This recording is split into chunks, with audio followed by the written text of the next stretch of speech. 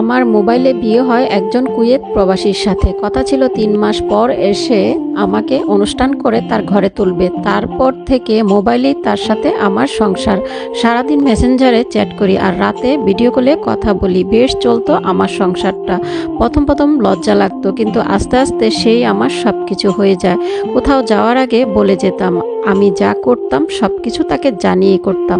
শ্বশুরবাড়ির মানুষও মাঝে মাঝে আমাদের বাড়িতে বেড়াতে আসতো। আমার শাশুড়ি বয়স্ক, তিনি আমাকে দেখে একজোড়া হাতের চুড়ি আর একজোড়া কানের দুল উপহার দেন। তিনি আমাকে বেশ ভালোবাসতেন। সেদিকে আমার স্বামীও বিদেশে দিন গুনত, আমিও দিন গুনতাম সে কবে দেশে আসবে। সে অনেক কিছুই আমার জন্য কিনতো আর আমাকে ছবি পাঠাতো। এত সুখের মাঝেও যে নজর লাগবে কে জানতো। 3 মাসের জন্য দেশে আসার কথা ছিল, কিন্তু হঠাৎ করে তার শরীরটা খারাপ হয়ে যায়।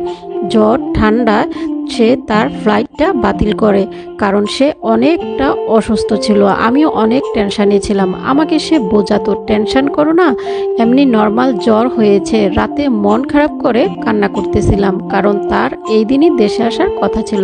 তখনই সে কল করে আমাকে বোঝালো, এত মন খারাপ করিও না, এত টেনশন করো কেন, আমি তো সামনের মাসেই দেশে আসব। সেটাতে আমি কথা বলে ঘুমিয়ে গেলাম। তারপর সকালবেলা তাকে ফোন করলাম।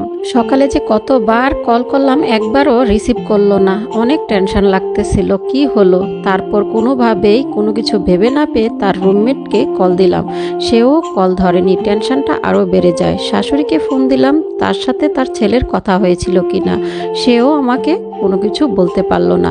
সারাদিন পাগলের মতো কল দিলাম, সবাইকে কল দিলাম। সারাদিন ছটফট করার পর তার রুমমেট আমাকে কল ব্যাক করে কান্না করে বলতেছে, আপনার স্বামী আর নেই।